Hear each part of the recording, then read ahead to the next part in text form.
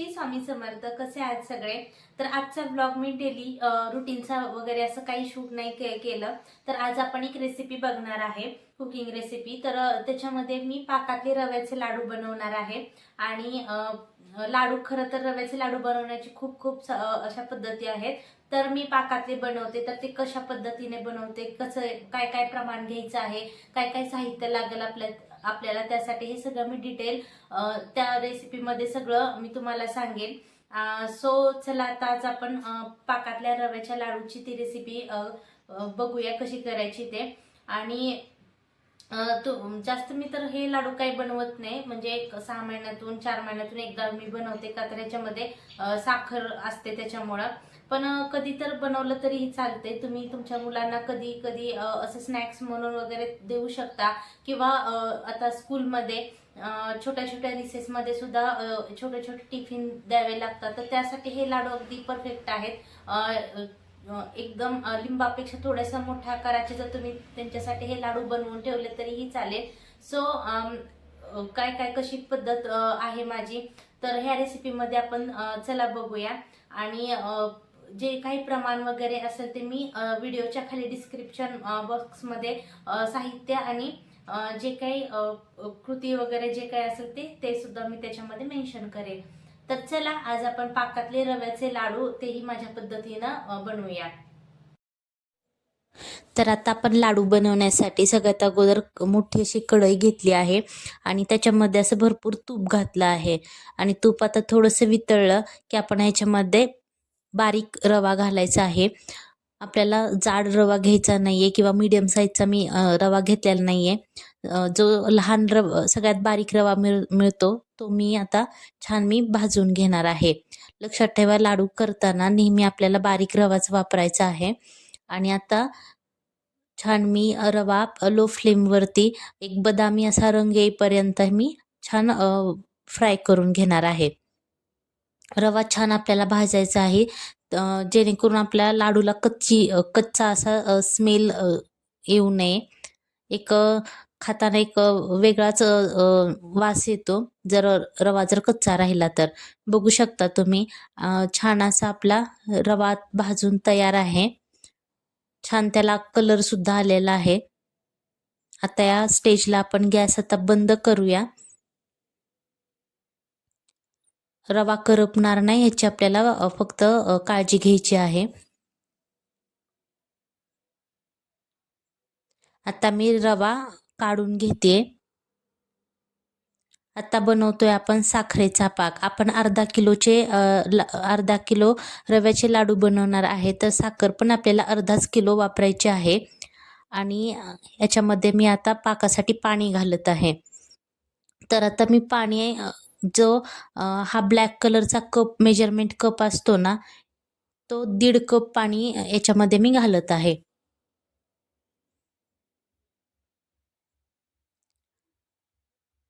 आता गॅसची फ्लेम मी जास्त केली आहे आणि आता चमच्यानं मी छान साखर आता हे विरघळू द्यायचं आणि मीडियम फ्लेमवरती आपल्याला पाक हा बनवून घ्यायचा आहे.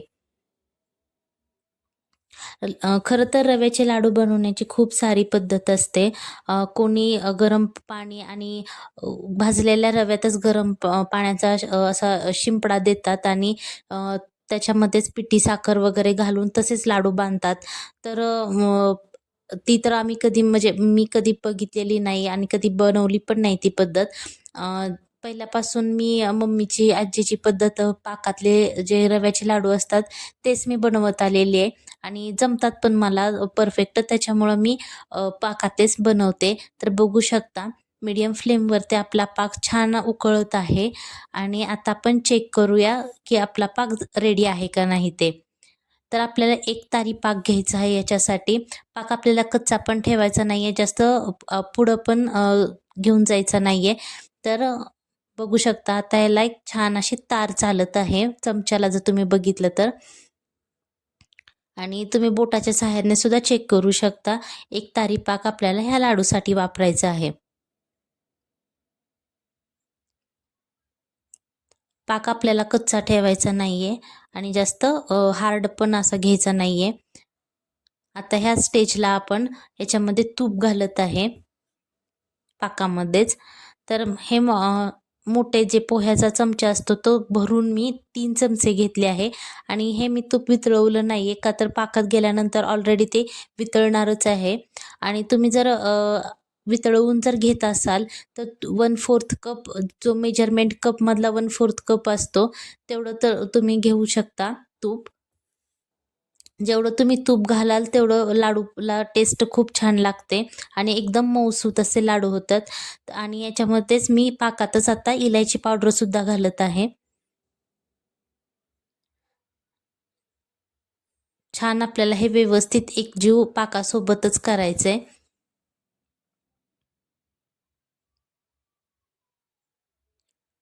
तर आता तूप पण आपलं छान वितळलं आहे पाकामध्ये आणि इलायची पावडर सुद्धा घातली आणि आता तूप आपण जे भाजलेला आपला रवा होता त्यात मी आता घालणार आहे.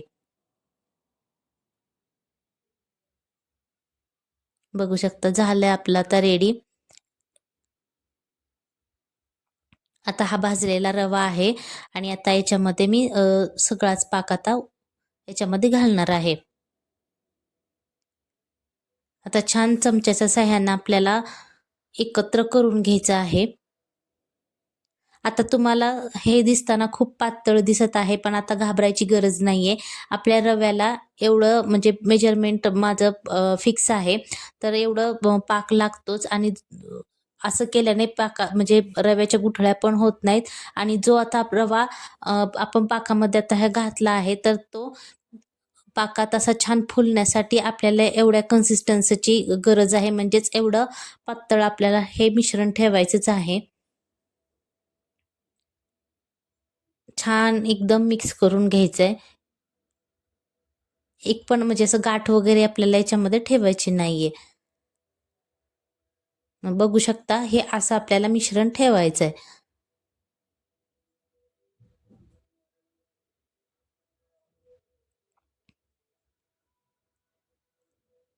आता मी याच्यामध्ये घालते थोडेसे मनुके. तुम्ही इतर पण ड्रायफ्रुट्स कट वगैरे करून घालू शकता.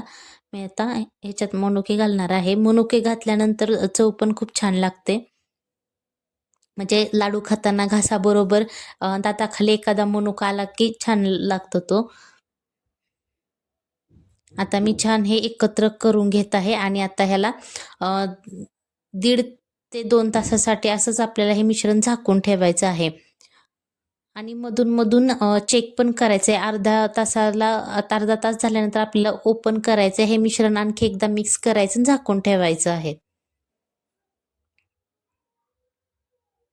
तर आता 2 तासानंतर बघू शकता कसं आपलं मिश्रण पातळ होतं आणि आता आपलं कसं एकदम सुटसुटीत रवा झालेला आहे.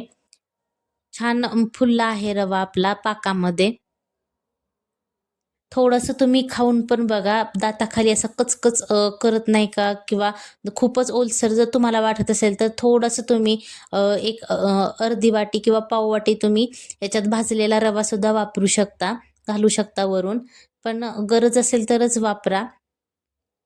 तर आता मी छान याचे लाडू बनवायला घेत आहे. एक सुद्धा गुठळी झालेली नाहीये. आणि हो, पाक जर थोडासा जर कमी जर तुम्हाला पडला असेल, तर तुम्ही अर्धा कप पाकाच्याच पातेल्यामध्ये छान उकळवून त्याचा सुद्धा थोडासा शिंपडा तुम्ही देऊ शकता. म्हणजे पाक कमी पडला तर ची गोष्ट आहे. जर पाक जर परफेक्ट असेल, तर आपल्याला शिंपडा वगैरे द्यायची काहीच गरज नाहीये. बघू शकता मी कुठल्याही पाण्याचा शिंपडा दिलेला नाही. तरीसुद्धा लाडू खूप सुंदर झालेले आहेत. अगदी मऊसूत झालेले आहेत. आणि पटपट लाडू बांधले पण जातायत. आता सगळे लाडू माझे बांधून झालेत आणि बघू शकता खूप सुंदर आणि रवाळ टेक्स्चर वगैरे लाडूचं झालेलं आहे आणि तोंडात टाकल्यानंतर अगदी लाडू विरघळतोय असा सुंदर असा लाडू झालेले आहेत. आणि तुम्हाला जर रेसिपी ही आवडली असेल तर तुम्ही सुद्धा नक्की ट्राय करून बघा आणि आपल्या चॅनलला लाईक करा, शेअर करा, सबस्क्राईब करा आणि असेच आपले छान छान व्हिडिओ तुम्ही रोज बघत राहा. So bye.